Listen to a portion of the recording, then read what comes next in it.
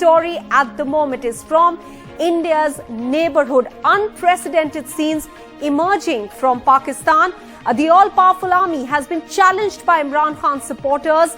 They are openly taking on the army now and challenging it in a daring move if one knows Pakistan's history and political structure, where it's not the civilian government but the army that calls the shots. Imran Khan's arrest in the most dramatic manner today by the Pakistan Rangers from the Islamabad High Court has triggered a wave of protests there in the country by his supporters. These pictures that you can see, unprecedented scenes at the General Headquarters, Pakistan Army in Rawalpindi, where you can see Imran Khan's supporters reaching all the way up to the gate. In fact, initial reports suggested that a woman, and you can spot her over here, was trying to hold the bars off the gate and push them open, and later you can actually see the gate opening up, and there you have it, Imran Khan's supporters walking in, scenes that one wouldn't imagine. And this is not the only dramatic unfolding of events that we are seeing currently in Pakistan. His supporters surrounded the Pakistan Corps Commander's house in Lahore as well. Imran Khan's party workers clashed with the police in Peshawar. They were at Rawalpindi, as we are showing you these pictures that had come in, and more people continue to join in, as has been tweeted by the PTI. All these pictures of angry Imran Khan's supporters who are out on the streets now demanding that their leader in fact be released from the arrest of the Rangers. The Rangers arrested him today, took him to the Rawalpindi National Accountability Bureau office. Now, this is a case against Imran Khan, which is a corruption case. There are several cases against Imran Khan. Today, he was headed to the Islamabad High Court for his bail application in at least 7 cases. And we'll quickly take you through the sequence of events. This is what we saw around 2:30 p.m.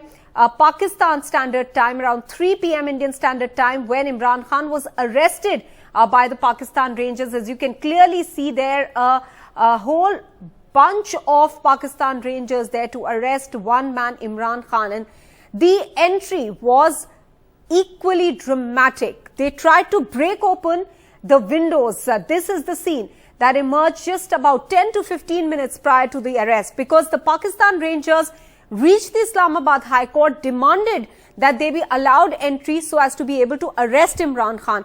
When they were not allowed entry, this is what one could see. The Pakistan Rangers making their way forcibly inside the Islamabad High Court. The Chief Justice has taken umbrage to this. He has asked for a report as to why the court was undermined in this manner, and the Pakistan Rangers in fact did enter. This was the time when the Pakistan Rangers entered, when Imran Khan was signing on those several papers related to his bail applications there. They entered, they arrested him, and then whisked him away in a car with several Pakistan Rangers surrounding Imran Khan. There you'll be able to spot him just amongst all these Pakistani Rangers there. We've circled that out and marked that out for you. He is being taken away in a vehicle. His supporters, his close aide, in fact, Fawad Chaudhry, was one of the first ones to speak to the media and give details about how his car was surrounded by Pakistan Rangers. He was taken, whisked away. They virtually called it kidnapping of their leader. This is a case related to a case of alleged corruption in which Imran Khan, his wife and another close aide are accused. In fact, Rana Sanaullah, a Pakistani minister, tweeted saying that there was no violence, there was no force used. This is what he said, and that Imran Khan did not appear before the National Accountability Bureau, and therefore he had to be arrested. Now, Imran Khan has been talking about his arrest for quite some time, saying that since there are several cases against him, the motive of the government, the motive of the army that he's taking on is quite clear, and that is that he needs to be arrested and put behind bars. His relationship with the Pakistani army has soured. That's no surprise, considering that it was pretty evident last year itself, when in fact he lost that confidence vote in the National Assembly. It had been soaring previously over 6 months, after which he was ousted from power. Since then, he has been trying to drum up support for himself by going across Pakistan in rallies. Drumming up support has meant that, as the PTI believes, a large number of people on the ground are supporting him now, and that, according to the PTI and Imran Khan, is making the present government nervous, as well as the army and the ISI. He has named specifically the army and the ISI senior personnel for having orchestrated an assassination bid on him, and that really has been the reason for the precipitating of this crisis that we are seeing today. Let's quickly listen in now to some voices emerging from Pakistan. इस वक्त हम मौजूद हैं फैजाबाद पुल के ऊपर। आप देख सकते हैं चारों तरफ लोग ही लोग इकट्ठे हो गए। मेरी हुक्मरानों से अपील है कि इस वक्त खुदारा होश के नाखून लें, हालात आपके कंट्रोल से निकल जाएंगे। लोग अब खुद से अपने घरों से बाहर निकल रहे हैं और उनकी एक ही डिमांड है कि उनके लीडर को रिहा किया जाए। मैं उनको अल्टीमेटम दे रहा हूं कि शाम से पहले हमारे लीडर को रिहा करें, नहीं तो हालात आप लोगों के कंट्रोल से निकल जाएंगे। अजीम पाकिस्तानियों, आज आपको अपने घरों से निकलना होगा अपने अजीम कायद इमरान खान के लिए, जो आपके मुस्तकबिल की लड़ाई लड़ रहा है। आज घर कोई ना बैठे। आज अगर आप पाकिस्तान को हकीकी आजादी की तरफ माइल करना चाहते हैं और एक नए पाकिस्तान की दाग बेल डालना चाहते हैं, तो निकलिए। इमरान खान इस मुल्क का, पूरे आलम इस्लाम का निडर वाहिद ईमानदार लीडर है और उसने कोई गुनाह नहीं किया। उसने कोई लाखों करोड़ों अरबों रुपए लोगों के नहीं लूटे। वो कोई दौड़ के नहीं गया किसी दूसरे मुल्क में जाके बैठ गया। मैं पूरी कौम से, सब कारकुनों से और सब अवाम से, सिर्फ कारकुन नहीं अवाम से ये डिमांड करता हूं कि आज बाहर निकलें। हम फैजाबाद पे हैं।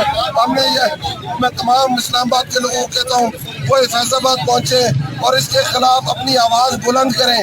अगर हम चाहते हैं पाकिस्तान में हमारे आने वाली नस्लों का कोई मुस्तकबिल हो, पाकिस्तान आगे की सिम की तरफ बढ़े, पाकिस्तान को दुनिया में पहचाना जाए, तो आपको निकलना पड़ेगा।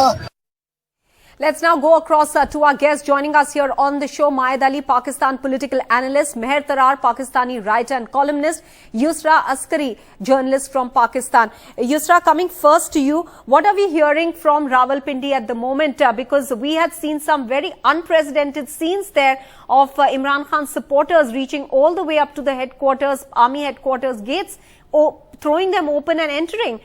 And one could hardly see any army personnel there. What's happening? Absolutely. There's an upping of ante by Imran Khan supporters across the country. We are also receiving reports of one person having been killed in Quetta in riots in Balochistan and 2 people having lost their lives in Islamabad. At the moment, what we are receiving reports is that Section 144 has been declared in the Punjab as well as in Balochistan, and we are receiving reports that data services on mobiles has been curtailed to curtail live coverage or live connectivity at this moment. How the next few hours will pan out, one will have to wait and watch. But obviously, the ante, as per visual seen and as per reportage seen, is greatly been upped. Protesters are up in arms and they're demanding that Imran Khan be released at the earliest. Maed Ali, could the Pakistan army ever expect this sort of reaction? It's an all-powerful institution in Pakistan. Has it come as a great shock to them? No, I don't think so. They were anticipating this kind of reaction from the people, and I think they have adopted a strategy not to provoke the people at this point in time further, so the tension could be diffused with the passage of say a day or so. Till Imran Khan stays in the custody of NAB. There's a verdict in the waiting by the Islamabad High Court, which might come tomorrow. The day the NAB has set for taking Imran Khan to NAB court. Let's see what happens. I think that the army, the establishment, is showing restraint at the moment, so things could not get out of hand. But I am sure about the fact that once the establishment decided to take action, I think all these protesters will think twice before taking the protest to that level. Meher Tarar, do you think that Imran Khan himself perhaps a year or year and a half ago would not have imagined this kind of what we are seeing support on the ground, or is it just the PTI supporters and workers who are out on the streets?